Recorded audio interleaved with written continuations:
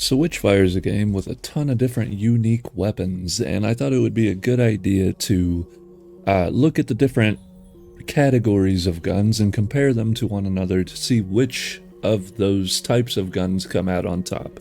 So today we're looking at the auto rifles, and as of right now we only have two. We have the Midas and the Ricochet, and all in all, I would have to say these are probably the weakest of all weapon types. They're kind of like, they're okay at everything, but they don't do anything very well. So keep that in mind if you want to bring out the auto rifles, but they are still pretty cool and have some interesting gimmicks. But that's really what they feel like, is gimmicks. They don't really feel like powerful tools. So I guess to start off, let's start with the Ricochet.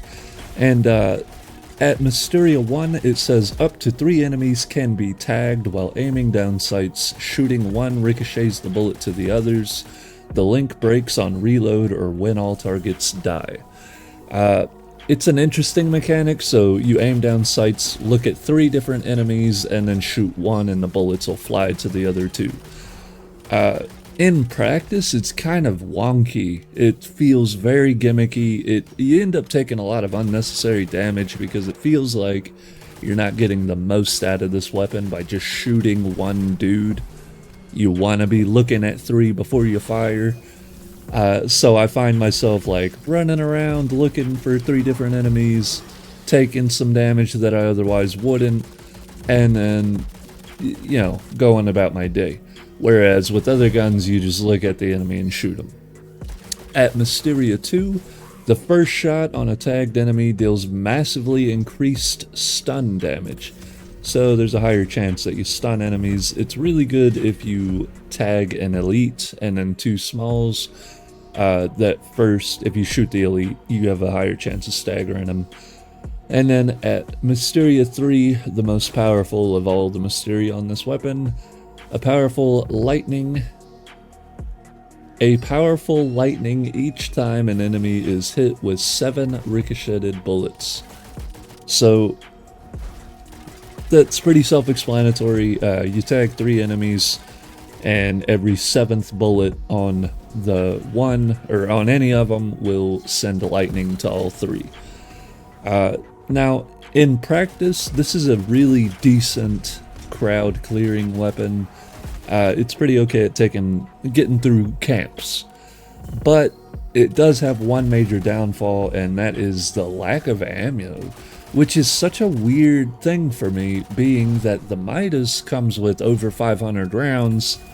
This thing barely clears 200, so it's kind of odd that this thing doesn't have more ammo as a fully automatic weapon. I think the Cricket gets more ammo than this gun does. So, and then the other thing that I have an issue with is you tag 3 enemies. If you kill 2 of those 3 enemies, you can't tag anymore unless you reload or killed that 3rd one. If they made it to where as you killed an enemy, you could tag another one to take its place immediately. So if you tag 3 and you kill 1, you can re-tag another enemy. That would immediately make this easier to use.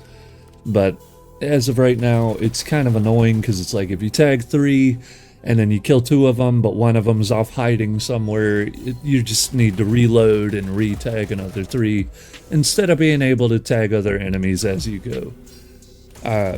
But all in all, like, the damage is kind of low. Obviously, it's a fully automatic weapon. It does have decent stagger power, but it just feels underwhelming in practice. But let me know if it's one that you enjoy using. Aside from when this came out, I haven't used it until now when I'm making this video. I was just really underwhelmed with it, and I was pretty excited to get another auto rifle. It just is unfortunate that they're kind of like a Swiss Army knife, you know? Yeah, it has the screwdrivers, it has the Phillips and the flathead and the knife, but the knife's pretty short and the Phillips ain't the greatest. You'd be better off with an actual Phillips screwdriver and an actual knife. You know what I'm saying? Like, yes, it can do everything, but it ain't good at any of it. As far as boss damage, don't bring this. It's not gonna do much. It couldn't even kill the first avatar, the shield bearer. So, and like, yeah, I missed some shots, but chances are you're gonna miss some shots. And also, whenever he summons those little guys, you have to ignore them if you want to have a chance to kill the boss with only using this gun. So, it gets a big old fat okay. The Midas, on the other hand, was a pleasant surprise. I still hold true that it is a kind of a Swiss Army knife where it's decent at everything, but it's not great at anything. But overall, it is a better gun than the Ricochet. Now, the Ricochet does shine a little bit more when it comes to camps because it can clear out multiple enemies at once, but the Midas can kill enemies quicker. So, all in all, it's about the same speed. At Mysteria 1, continuous fire heats up the weapon. Bullets deal more damage when heated and less damage when overheated. So immediately it throws a gauge at you that you have to monitor, making this a little bit more difficult to use because you're not only looking at the enemies and who you have to shoot, but you're also monitoring this gauge at the bottom to get the most out of your gun. At Mysteria 2, overheated bullets apply burn to enemies. So it does give you a good reason to monitor that gauge. So realistically, what you would want to do is unload on an enemy until you get to overheated just enough to apply the burn status, which is like a rend, and then you stop firing for a little bit and then shoot it like it's a burst fire to keep it in heated, so you're getting the maximum amount of damage possible. So to give you an idea of what that's like say the bullets deal 10 damage at just base, and then at heated they deal 15 damage. Whenever you get to overheated, the bullets will deal 4, but it applies rend. So if you go back to heated on a rended enemy or a burning enemy, now your bullets are doing 15 damage, or 20 damage. You see what I'm saying? So it does give you a good reason to monitor that gauge, and it does make it quite a bit of fun to use, but it's still, even with the overheated, or the heated damage while burning, it's still not as good as something like the Hunger. You're not going to kill things as quick. That's just the nature of this gun. At Mysteria 3, I did not realize that they had changed this. It used to be something else, I think.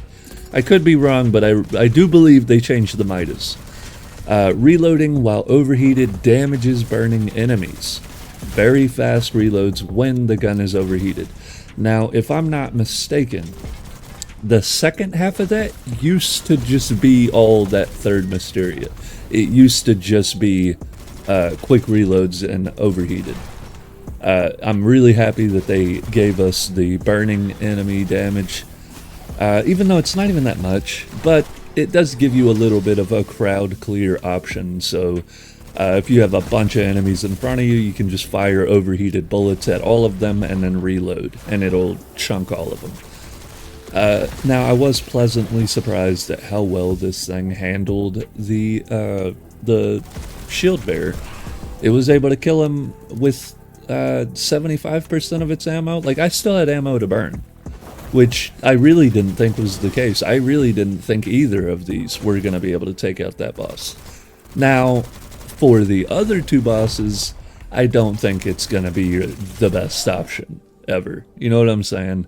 I know with the galley slave, neither of these are going to kill him. The Midas may be able to do a good chunk of his health before it runs out, but it's not going to do what you'll want it to. You really want something much higher powered than an auto rifle. These are very much for clearing out camps. So, if I had to break it down into which one is better, it would have to go to the Midas, easily.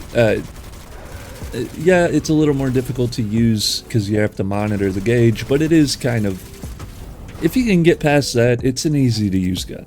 I mean, it's just another one of those point at the enemy and shoot at him. I think it does have a higher skill ceiling than the Ricochet. I do think the Ricochet has a higher skill floor, but it's kind of capped. I mean, there's only so good you can do with the Ricochet. Whereas the Midas, if you get really good at managing that gauge, I feel like you could do great things with this. So, all in all, Midas takes the cake.